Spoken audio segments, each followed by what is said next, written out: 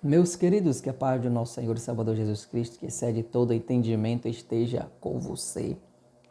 Mais uma vez, vamos passar a nossa lição da EBD, a lição de número 9, dia 28 de fevereiro de 2021. Vivendo o fervor espiritual. Que Deus abençoe a todos os irmãos. Se puder compartilhar essa pré-aula, compartilhe para a glória do nome do Senhor. O textuário: e não vos embriagueis com vinho em que há contenda, mas enchei-vos do Espírito. Esse é o nosso texto base, Efésios capítulo 5, versículo 18. Verdade prática: ser cheio do Espírito Santo ou ser cheio do Espírito pode se referir tanto ao batismo no Espírito Santo, como também à vida plena no Espírito. Então, a gente vê aqui, pode ser tanto um quanto o outro. A nossa leitura diária, Efésios capítulo 5, versículo do 15 ao 20. Não vamos ler aqui, mas é interessante que os irmãos possam acompanhar. E vamos falar aqui logo na introdução. Eu vou ler aqui essa introdução, que é importante. A expressão todos foram cheios do Espírito Santo em Atos 2:4 quer dizer que todos foram batizados no Espírito Santo. Ok?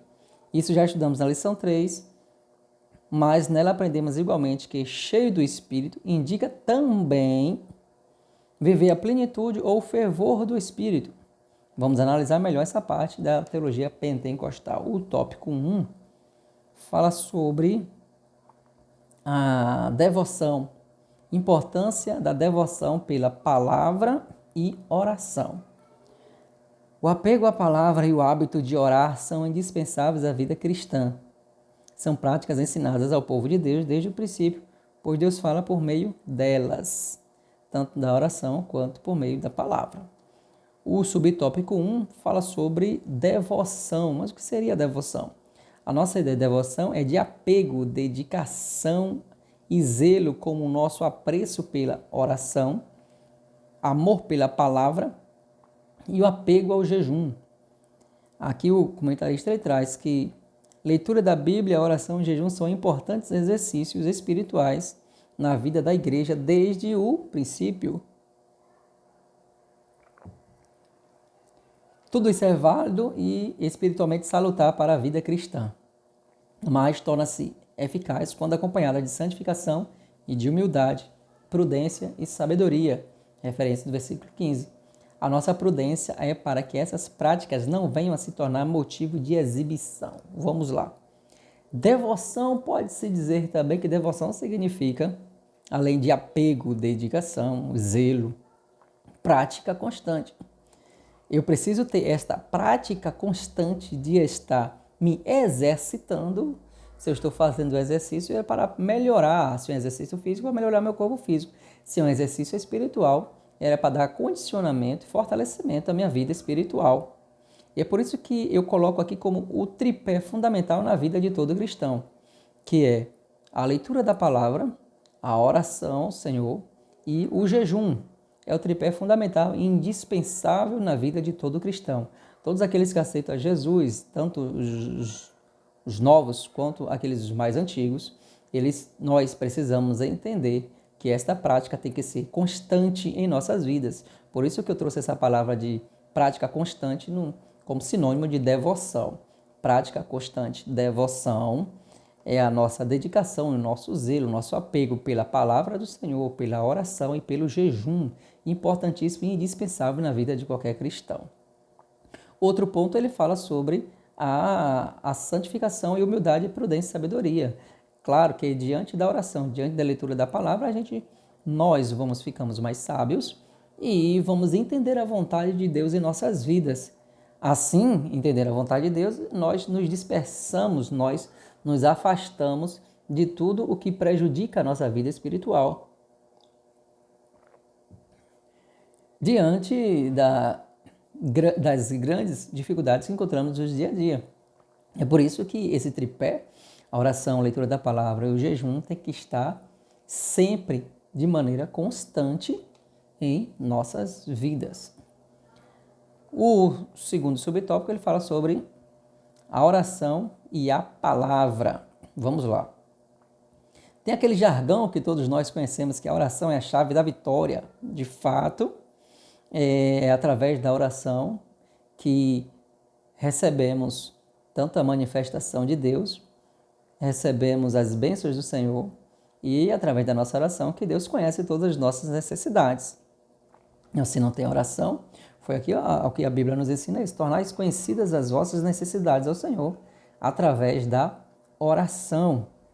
Então, a oração ela é fundamental na vida do cristão, como traz aqui o irmão, a chave da vitória, esse jargão que todos nós conhecemos. A oração, ela é a alma do cristianismo e expressa a nossa total dependência de Deus. Se eu oro todos os dias, eu mostro que eu dependo de Deus todos os dias, porque o motivo da minha oração é a minha comunicação com o Pai. Se eu sinto vontade de orar ao Senhor, é porque eu sinto vontade de falar com Deus. Se eu sinto vontade de orar, é porque eu sinto vontade de estar perto do Senhor. Se eu sinto vontade de orar, é porque eu sinto vontade de que Deus ele saiba da minha situação e que Deus haja de misericórdia e entre em providência. Porque sozinho eu não posso, sozinho eu não consigo, e sem Deus nada poderemos fazer. É nesse meio que entra a oração, quando nós comunicamos a Deus nossas dificuldades e quando nós agradecemos a Deus por tudo quanto Deus tem feito, também através da oração. O subtópico 3, ele fala sobre o viver sabiamente. E o 2 ainda, quando ele fala oração em palavra, porque é necessário ambos que andem juntos, porque eu não consigo viver só com oração e esquecer da palavra, como também não se pode viver da palavra e esquecer da oração. Eu costumo dizer que é como se a gente estivesse em um grande avião, em um Boeing, um avião. E chegando lá, se a gente só lê a Bíblia, só lê a Bíblia, só lê a Bíblia, a gente tem todo o conhecimento de lidar com o avião, de fazer com que a gente conhece toda a cabine, a gente conhece direcionar o avião. Mas se nós não temos a oração, nós não temos o combustível. Quando alguém coloca você dentro do avião, chega lá nas alturas e deixa você pronto, agora tome conta. Aí você pode falar, não, pode ficar tranquilo que aqui eu sei dominar. Eu tenho conhecimento de para onde vai, de para onde vem, para onde eu vou. E como eu coloco onde eu quiser este avião. Mas quando pergunta, e tem combustível? Ah, não tem combustível não. O que é que eu vou fazer com o meu conhecimento? Não adianta em nada. Semelhantemente, ou vice-versa, é o outro lado. Quando a pessoa tem o combustível, não, eu tenho um combustível, eu faço esse avião chegar até como foguete, faço ele chegar até na Lua. Ah, você faz? Faz, porque eu tenho um combustível suficiente. Entretanto, eu me pergunto, mas você sabe pilotar? Ah, eu não sei pilotar, eu não sei lidar com isso, eu não tenho esse conhecimento.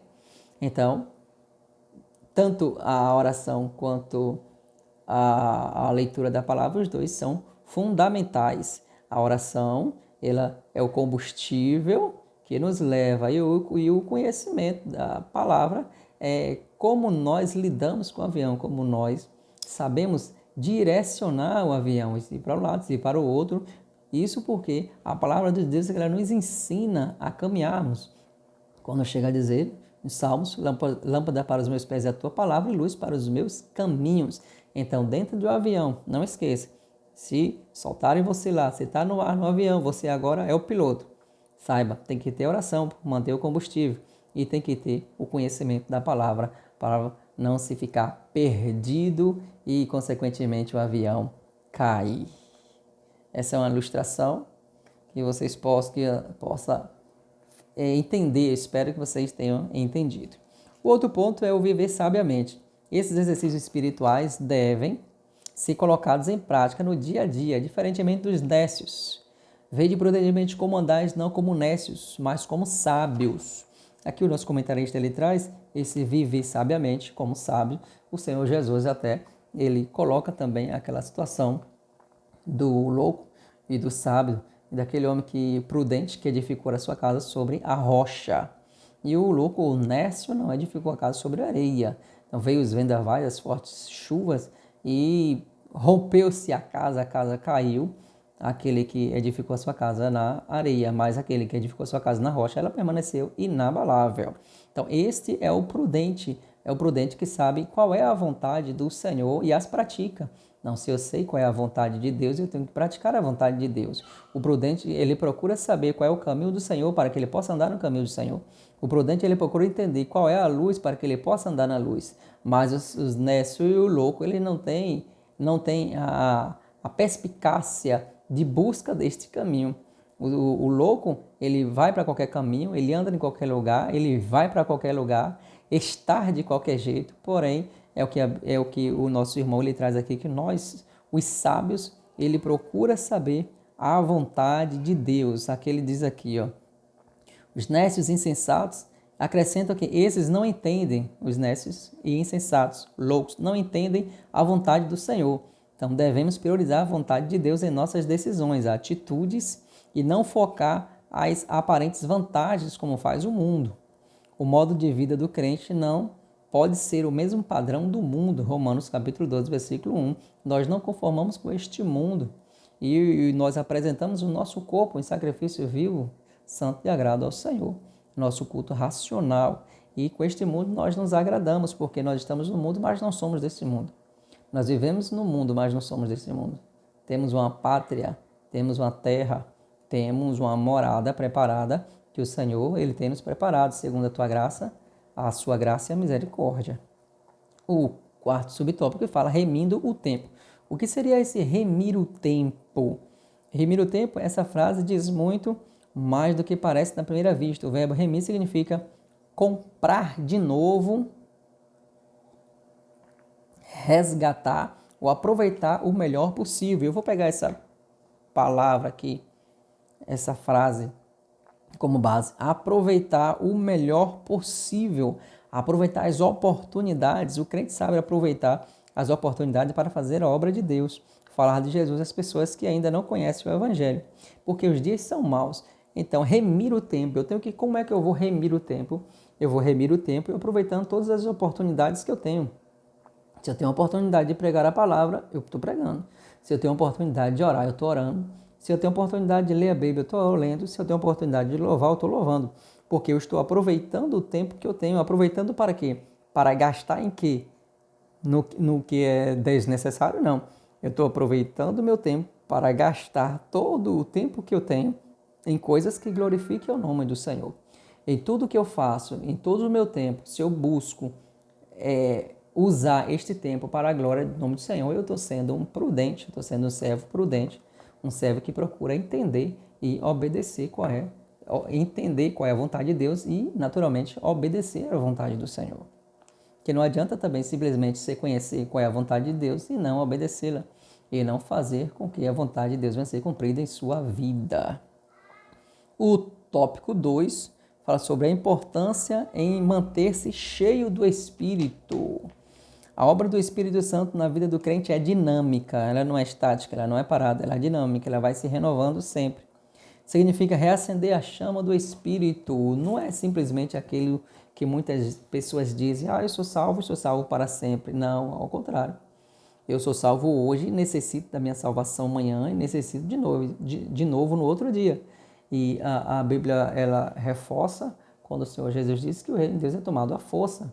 Então eu necessito estar prudentemente buscando a presença de Deus todos os dias, buscando a presença do Espírito Santo e buscando a face do Senhor, e renovando dia após dia, porque há uma grande necessidade, porque nós precisamos sim, renovar as nossas forças, renovar nossas esperanças, a nossa fé ser acrescentada. E todos os dias nós precisamos. O subtópico 1 ele fala assim: não os embriagueis com vinho em que há contenda. Aqui Provérbios capítulo 23, versículo 31, ele traz uma referência. Essa frase é como a Septuaginta traduz: não olheis para o vinho. Provérbios 23, 31, eu vou dar uma lida aqui, onde diz assim: não olheis para o vinho quando se mostra vermelho, quando resplandece no corpo e se escoa suavemente. No seu fim, morderá como a cobra e como basílio picará. Os teus olhos olharão para as mulheres estranhas e o teu coração falará perversidades. E será como que dorme no meio do mar e como que dorme no topo do mastro.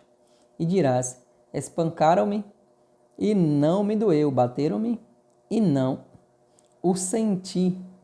Quando virei a despertar, ainda tornarei a buscar outra vez. Então aqui o nosso comentarista ele traz essa passagem de Provérbios que retrata aqui uma pessoa embriagada, significa que é essa devassidão, essa dissolução.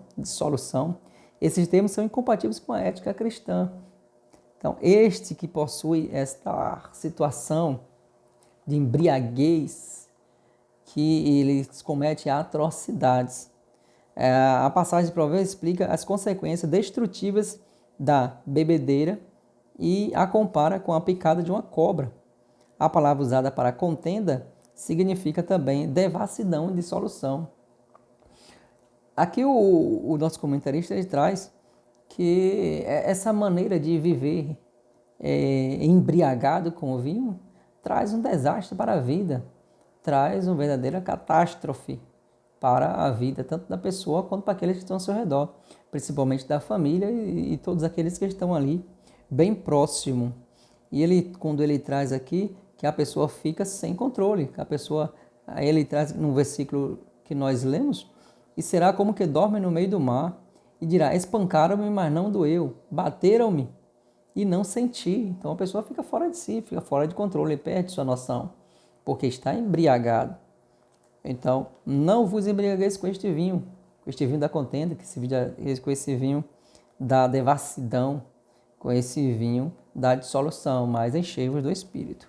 Aqui o tópico 2, subtópico 2, enchei-vos do Espírito. Esta expressão indica renovação, novo enchimento do Espírito. A ação do Espírito Santo na vida cristã não é estática. Nela somos renovados no dia a dia. Desde quando começou a primeira experiência ali, desde o dia de Pentecostes. Os discípulos já tinham o Espírito Santo antes do Pentecostes. É interessante observar isso, que os discípulos já tinham o Espírito Santo antes do Pentecostes. A gente pode ver essa referência lá em João, capítulo 20, versículo 22, onde Jesus soprou o Espírito Santo na vida ali dos apóstolos. E já eram salvos, Lucas capítulo 10, versículo 20, também quando os discípulos estão ali pregando a palavra do Senhor e operando milagres e maravilhas, o Senhor Jesus ele fala, eles voltam alegres, sorridentes, felizes, e o Senhor Jesus eles alerta, diz, olha, não vos alegreis porque tais coisas aconteceram, porque os espíritos imundos lhe sujeitam. Antes, alegrai-vos pelo vosso nome ser escrito nos céus, ou no céu. Mais outro ponto aqui, os discípulos então já eram salvos. Todos os crentes em Jesus, pentecostais e não pentecostais, batizados no Espírito Santo e não batizados, têm o Espírito Santo.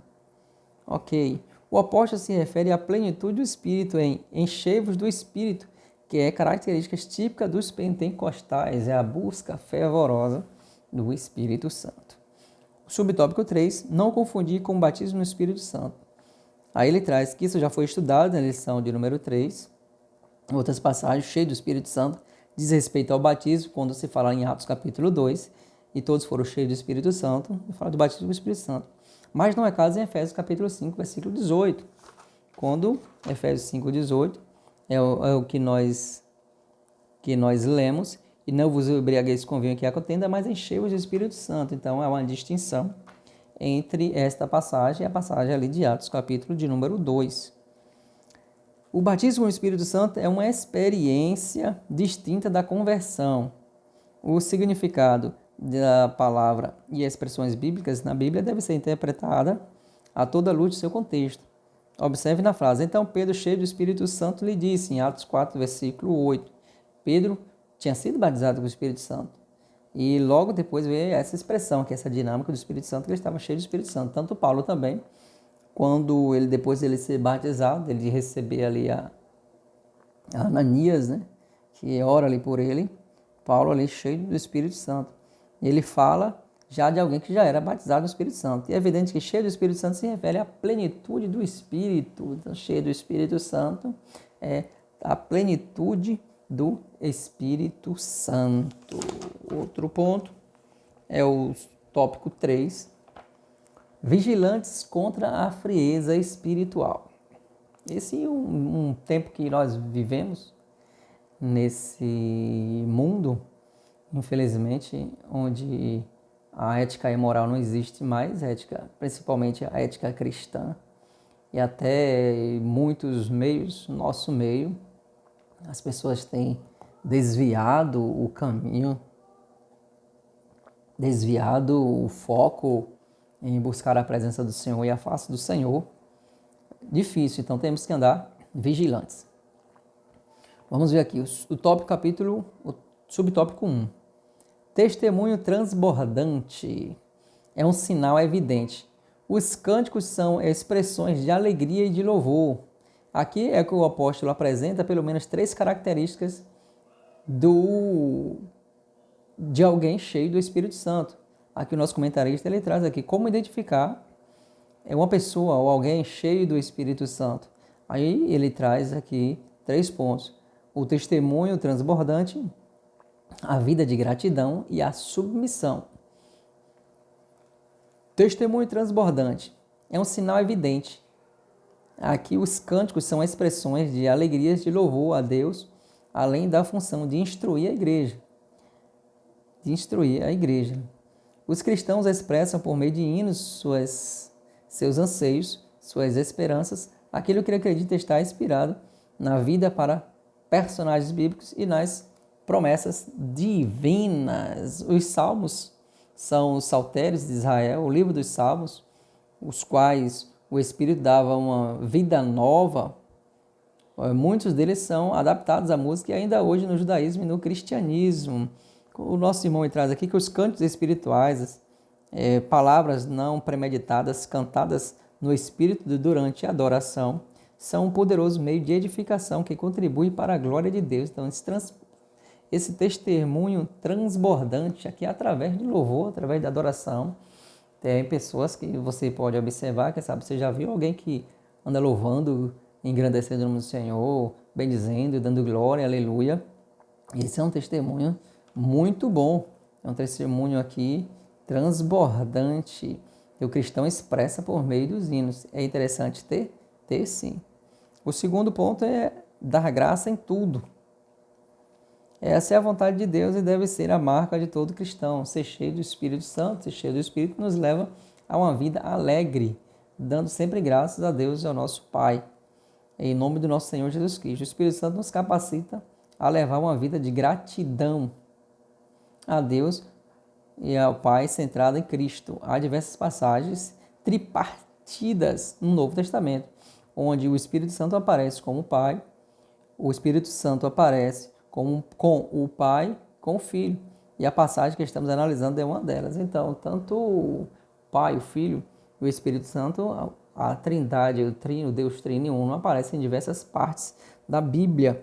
E dá graças a Deus em tudo. Então, o crente ele sabe que ele vive de acordo com a vontade do Senhor. Então, devemos dar graças a Deus por tudo, porque Deus está no controle de tudo.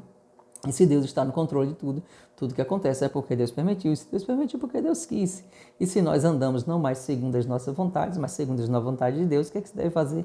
Dar graças a Deus por tudo. O outro ponto é a sujeição. O quebrantamento e a humildade expressa bem a plenitude do Espírito. Tanto quebrantamento como humildade expressa essa plenitude do Espírito, ser cheio do Espírito. A submissão é outra consequência de uma vida na plenitude do Espírito, pois o Espírito nos capacita a essa sujeição. Então tem muita gente que, eu sou cheio do Espírito, mas de repente não obedece seus líderes. É briguento. Muitas pessoas querem ser melhor do que o outro. Então isso não são características, não evidencia a pessoa cheia do Espírito. Cheia do Espírito é a pessoa submissa. A pessoa que sabe ouvir, a pessoa que sabe falar no momento certo, na hora certa. É a pessoa que obedece às autoridades como a Bíblia instrui, como a Bíblia ensina. Vamos lá. É dever do cristão se submeter às autoridades constituídas. 1 Pedro, capítulo de número 2, versículo de número 13. E aos seus superiores hierárquicos. 1 Pedro 2, 18. Essa sujeição deve haver entre os irmãos na igreja. Então, essas 3 características importantíssimas que aqui ela pode trazer a reflexão de uma pessoa, ou pode trazer aqui a expressão de uma pessoa cheia do Espírito Santo, que essas pessoas cheias do Espírito Santo expressam aqui essas 3 características trazidas aqui pelo nosso irmão. quando ele fala, o apóstolo Paulo apresenta pelo menos 3 características: o testemunho transbordante, a vida de gratidão e de submissão aos seus líderes. Que Deus nos abençoe e que possamos andar nesse testemunho transbordante, dar graças a Deus por tudo e na sujeição para a glória do nome do Senhor. Que Deus nos abençoe, que Deus nos ajude e aqui você possa compartilhar esta lição, que espero em Deus que tenha ajudado alguém e que no próximo domingo, na escola dominical, possamos contribuir na classe, ajudando ali o nosso professor, tirando as dúvidas e também dando uma opinião, falando algo ou pedindo algum esclarecimento de alguma coisa, mas que esse momento aqui espero que tenha ajudado aos irmãos. Que Deus continue nos abençoando e, se Deus permitir, próxima semana estaremos aqui mais uma vez. Que a paz do nosso Senhor e Salvador Jesus Cristo, que excede todo entendimento, esteja com você. Amém. Deus abençoe a todos.